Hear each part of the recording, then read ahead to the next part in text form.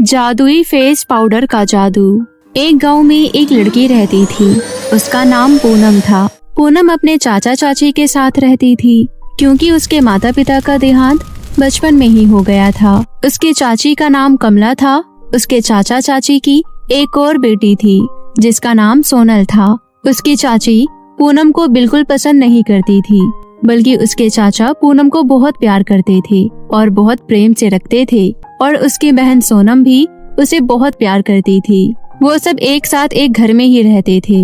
पर उसकी चाची को ये लगता था कि जब पूनम की शादी होगी तो वो अपने साथ सारा दहेज ले जाएगी और मेरी बेटी के लिए कुछ भी नहीं छोड़ेगी। पूनम रंग रूप में गोरी थी और बहुत सुंदर दिखती थी। वो बहुत संस्कारी भी थी। इस वजह से लोग भी उसे बेहद पसंद करते थे, जिस वजह से उसकी चाची उसे और ज्यादा चिढ़ने लग गई थी। वो पूनम से कभी सीधे मुंह बात भी नहीं करती थी।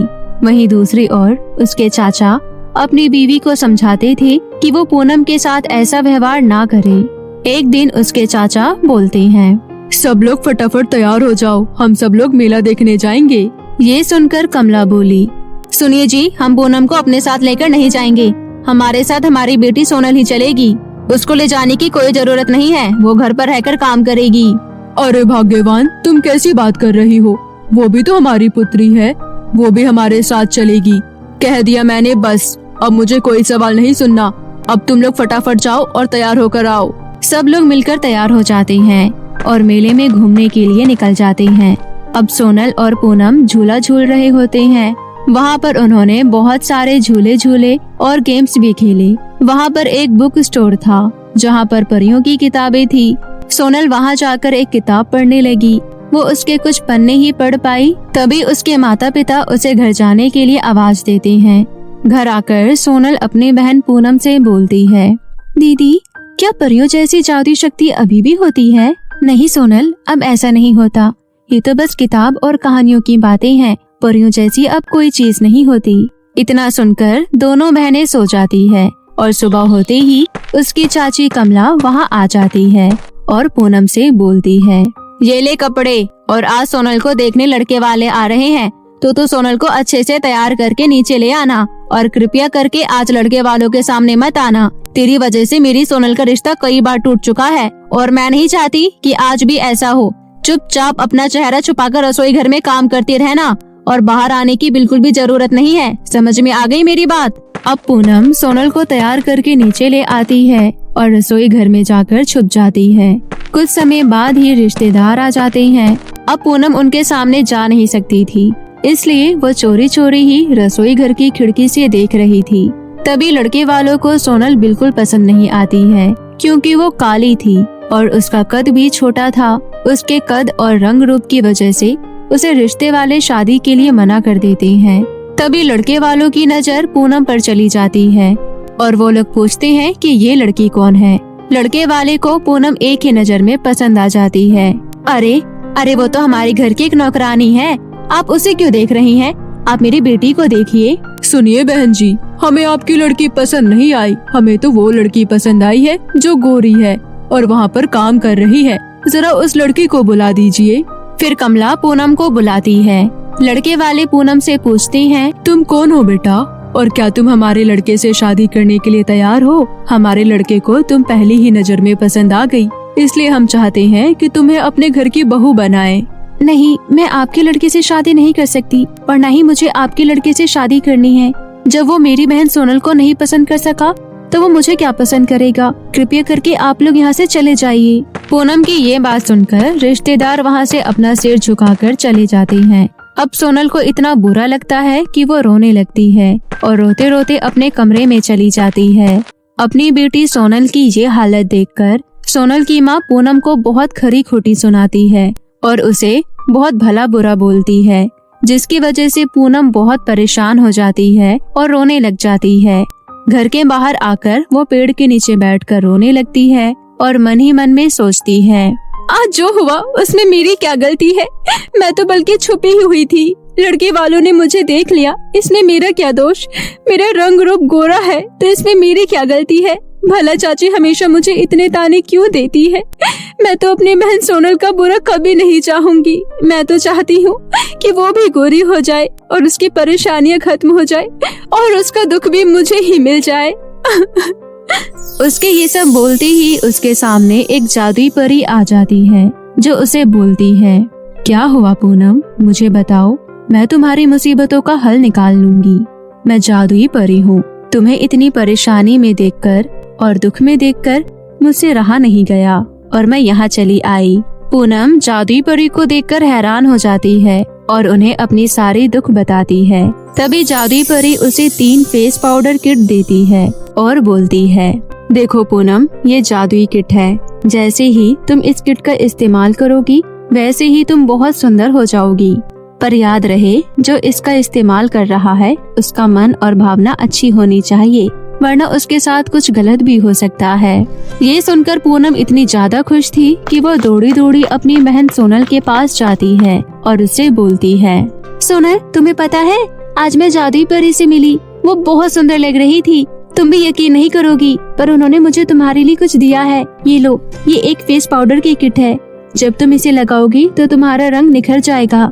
लो, इसे इस्तेमाल करो। सोनल अब उसे इस्तेमाल करने लगती है और उसके इस्तेमाल करते ही जैसे मानो चमत्कार ही हो जाता है। उसका रंग रूप बहुत गोरा हो जाता है और वो एक सुंदर परी जैसे लगने लगती है। तभी दोनों बहनें बहुत खुश हो जाती है और गले लगने लगती है। अब बाहर से उसकी चाची की आवाज आती है और वो पूनम को बुला रही होती है। पूनम बाहर जाकर अपनी चाची से मिलती है। उसे देखकर उसकी चाची कहती है, देखो पूनम बेटा, मैं तुम्हारे लिए क्या लेकर आई हूँ। ये एक क्रीम है, इसे लगाकर तुम्हारा चेहरा और निखर जाएगा और तुम और भी ज्यादा सुंदर लगोगी। मेरी तरफ से ये तुम्हारे लिए एक उपहार है, इसे रख लो। असल में उसकी चाची की ये एक चालाकी थी। वो उसे कोई उपहार नहीं बल्कि उसमें केमिकल मिलाकर उसे दे रही थी, जिससे कि वो काली हो जाए और उसे कोई पसंद ना करे। पर पूनम उसकी चाची की इस चालाकी के बारे में नहीं जानती थी, इसलिए अपनी चाची से वो क्रीम ले लेती है और मन ही मन खुश हो जाती है। अरे वाह, लगता है चाची जी की नाराजगी अब खत्म हो गई है, तभी तो उन्होंने मुझे आज ये उपहार दिया है। इतना सोचकर पूनम अपने कमरे में चली जाती है और उस क्रीम को लगाती है। तभी उसके चेहरे पर बहुत सारे कील मुहांसे हो जाते हैं और उसका रंग काला हो जाता है। वो रोने लगती है और रोते रोते अपनी बहन सोनल के पास जाती है और उसे बताती है कि कैसे उसके चाची ने उसे क्रीम लाकर दी और उसे लगाकर उसका रंग रूप काला हो गया। तुम चिंता मत करो मेरी बहन, तुम्हारा चेहरा जल्दी से ठीक हो जाएगा। वो क्रीम का असर ज्यादा दिन तक नहीं रहेगा। माँ ने जरूर उसमें कुछ केमिकल मिलाया होगा तुम्हें काला करने के लिए। मैं उनकी हरकतें जानती हूँ। पूनम के रोने की आवाज से उसके चाचा चाची वहाँ आ जाते हैं और जब सोनल को देखते हैं तो उनकी आंखें खुली की खुली रह जाती है, क्योंकि उसका रंग रूप पहले से बिल्कुल बदल गया था और वो गोरी हो गई थी। वो लोग पूनम की ओर ध्यान ही नहीं देते और अपनी बेटी सोनल की ओर ही देखते रहते हैं और कमला की नजर तो सोनल से हटी नहीं रही थी। मन ही मन वो बहुत खुश हो रही थी, क्योंकि उसने पूनम का चेहरा बिगाड़ दिया था। अब देखते ही देखते रात हो जाती है और सब अपने अपने कमरे में सोने के लिए चले जाते हैं। तभी पूनम जोर जोर से रो रही होती है, क्योंकि उसका चेहरा उसे पसंद नहीं आता है और उसे दर्द भी हो रहा होता है। तभी उसे जादुई फेस पाउडर का ध्यान आता है और वो दूसरा फेस पाउडर निकालकर उसका प्रयोग करके गोरी हो जाती है और फिर वो खुश होती है। ऐसा करता देख उसकी चाची उसे देख लेती है और वो उस फेस पाउडर के किट को चुराने का फैसला करती है। तभी उसने उस मेकअप किट को चुरा लिया। अब वो इस किट का प्रयोग करके अपने आप को गोरा कर लेती है। अब दूसरे दिन उसकी चाची पूनम के कमरे में जाकर चोरी से उस तीसरे फेस पाउडर की किट को चोरी कर लेती है और अपने चेहरे पर प्रयोग करते ही वो एक काली औरत और एलियन जैसी लग रही होती है। तभी वो अपने आप को शीशे में देखकर बहुत तेज तेज रोने और चिल्लाने लगती है। उसकी आवाज से सब लोग वहाँ आ जाते हैं और उसे देखकर हंसने लगते हैं। तब वो बताती है कि कैसे उसका चेहरा और जादुई फेस पाउडर के लगाने से काला हो गया। तब पूनम मन ही मन सोचती है, चाची, उस फेस पाउडर का इस्तेमाल कर लिया। जादुई परी ने कहा था जिसका मन साफ होगा वो इसका प्रयोग करे, और आपने इसका प्रयोग मुझसे बिना पूछे किया, तभी आपका चेहरा काला हो गया, क्योंकि आपका मन भी तो काला ही है। अब सब लोग कमला को देखकर जोर जोर से हंसने लगे और उसका मजाक बनाने लगे। वो रोने लगी और उसे अपने किए का पछतावा भी होने लगा। तो मेरे प्यारे दोस्तों, कैसी लगी आपको मेरी ये कहानी? मुझे कमेंट करके जरूर बताएं। अगर आपको हमारी ये कहानी अच्छी लगी हो तो हमारे चैनल को जरूर सब्सक्राइब करें। बाय बाय दोस्तों। एक बार की बात है, एक गांव में एक लड़की रहती थी। उसका नाम शिवानी था। उसके माता पिता का देहांत बचपन में ही हो गया था। जब वो पैदा हुई थी उसके बाद से उसने अपना जीवन अकेले ही बिताया। अपने आप का पालन पोषण उसने खुद किया। उसे सभी रिश्तेदारों ने रखने से मना कर दिया था, जिसकी वजह से वो हेयर बैंड बेच बेच के खाना खाती थी। अगर पूरे दिन में उसके 2 हेयर बैंड बिकते तब जाकर वो एक टाइम का खाना खा पाती थी। कभी कभी तो उसे भूखा भी सोना पड़ता था। एक बार की बात है, वह सुबह सुबह अपनी हेयर बैंड की टोकरी लेकर निकल गई और पूरे दिन में उसका एक भी हेयर बैंड नहीं बिका था, जिसकी वजह से वो बहुत परेशान हो गई थी और वो उस दिन खाना भी नहीं खा पाई थी। वो अगले दिन भी अपनी टोकरी लेकर सड़क के किनारे लोगों को हेयर बैंड बेचने जाती, पर कोई उसे नहीं खरीदता था। कुछ ही देर बाद उसके पास एक आंटी आती है और वो उससे बोलती है, अरे ओ लड़की, ये हेयर बैंड कितने का दिया? वो तो मैं सड़क के किनारे से कभी सामान नहीं लेती हूँ, पर आज मेरी बेटी जिद कर रही है कि उसे सड़क से ही हेयर बैंड लेना है, वरना हम तो ब्रांडेड चीजें ही पहनते हैं। अरे आंटी, ये तो बहुत कम दामों में मिलते हैं, सिर्फ ये 20 रुपए का एक हेयर बैंड है, आप इसे ले जाइए ना। मैंने 2 दिन से कुछ नहीं खाया है, अगर आप हेयर बैंड ले जाएंगी तो मैं कुछ खाना खा पाऊंगी। क्या 20 रुपए का एक हेयर बैंड? ये तो तू बहुत ज्यादा बता रही है। 20 रुपए में 2 हेयर बैंड देने हैं तो बोल, वरना मैं यहाँ से जा रही हूँ। अब शिवानी मन ही मन सोचती है कि मैं इन्हें हेयर बैंड दे ही देती हूँ, 20 रुपए में मैं कुछ तो खा पाऊंगी। अब शिवानी मन ही मन सोचती है, मैं इन आंटी को हेयर बैंड 20 रुपए में दे ही देती हूँ, आखिर मैं 20 रुपए में कुछ तो खा पाऊंगी।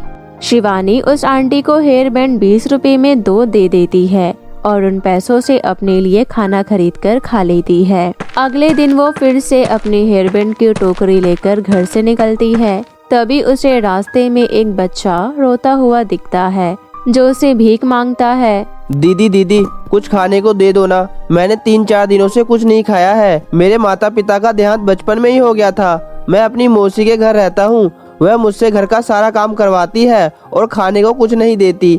आज तो उन्होंने हद ही कर दी। आज मैंने उनके घर का काम नहीं करा तो उन्होंने मेरे को घर से निकाल दिया। वह मुझे बहुत मारती थी, इसलिए मैं उनके पास वापस नहीं जाना चाहता हूँ। आप मुझे कुछ खाने को दे दो, मुझे अभी बहुत तेज से भूख लग रही है। शिवानी परेशान हो जाती है उस बच्चे को देखकर और उसे अपने साथ अपने घर ले आती है और उसे कल का बचा हुआ खाना खिला देती है। मेरे प्यारे भाई, तुम चिंता मत करो, आज तुम मेरे साथ इसी घर में रहोगी। ये हम दोनों का घर है। आज से तुम्हारा नाम है भोला। तुम इसी घर में आराम करो, मैं अभी अपने काम के लिए निकल रही हूँ। अब शिवानी अपने भाई और अपना पेट पालने के लिए सिर्फ सड़क के किनारे ही हेयर बैंड नहीं बेचती थी। अब वो गली गली जाकर अपना सामान बेचने लगी थी, जिससे उसे थोड़े बहुत पैसे मिल जाते थे और वो शाम को आकर अपने भाई का और अपना पेट भर लेती थी। ऐसी ही एक बार की बात है। अब शिवानी के सारे हेयर बैंड खत्म हो गए थे और उसके पास पैसे नहीं थे कि वो और सामान खरीद सके, क्योंकि उनके पास तो खाने तक के भी पैसे नहीं थे। अब वो अपना हेयर बैंड का सामान कहाँ से खरीदे। अब वो घर आ जाती है और परेशान होकर बैठ जाती है। तभी उसका भाई भोला आ जाता है और उससे पूछता है, दीदी क्या हुआ, आप ऐसे परेशान क्यों बैठी हो? मुझे बताओ, मैं तो आपका प्यारा भाई हूँ ना।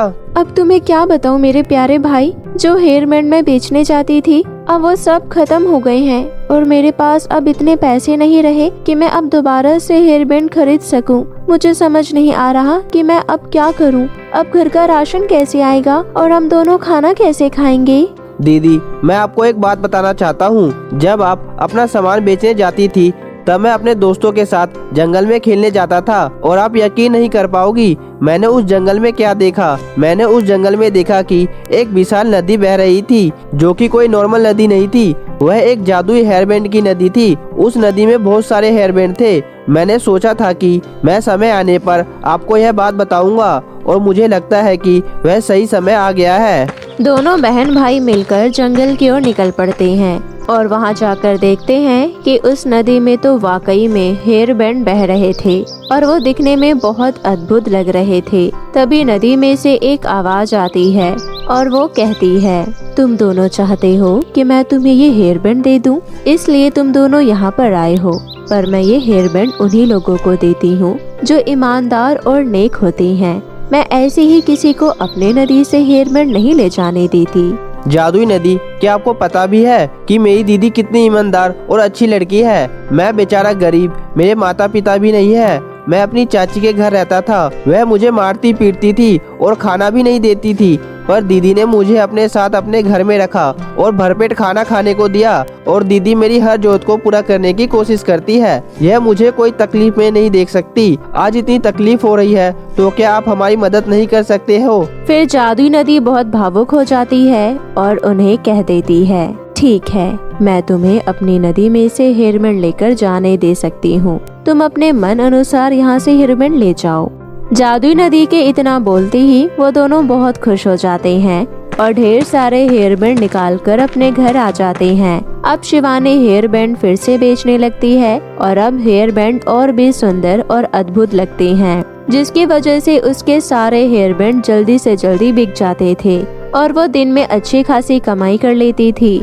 अब धीरे धीरे उनकी आर्थिक स्थिति सही होती जा रही थी और ऐसे ही अब एक दिन शिवानी ने बहुत सारे पैसे इकट्ठे कर लिए और उसने सोचा कि वो अभी कॉस्मेटिक की दुकान शुरू करेगी, जिसमें वो सारा सामान बेचेगी। अब देखते ही देखते उसने एक कॉस्मेटिक की दुकान खरीद ली और उसमें सामान भरकर लोगों को बेचने लगी और भगवान की दुआ से उसका काम बहुत अच्छे से चलने लगा और वो और उसका भाई दोनों बहुत खुश थे। पर तभी उनकी दुकान के साथ में ही एक दूसरी कॉस्मेटिक की दुकान थी। उसके मालकिन बहुत खड़ूस थी और वो शिवानी की दुकान से जलती थी कि सारे कस्टमर सिर्फ इसी लड़की की दुकान में क्यों जाते हैं और मेरी दुकान के ग्राहक भी इसी लड़की की दुकान में जाने लग गए हैं। फिर वो सोचती है कि मैं आज ही इसका काम खत्म कर दूंगी।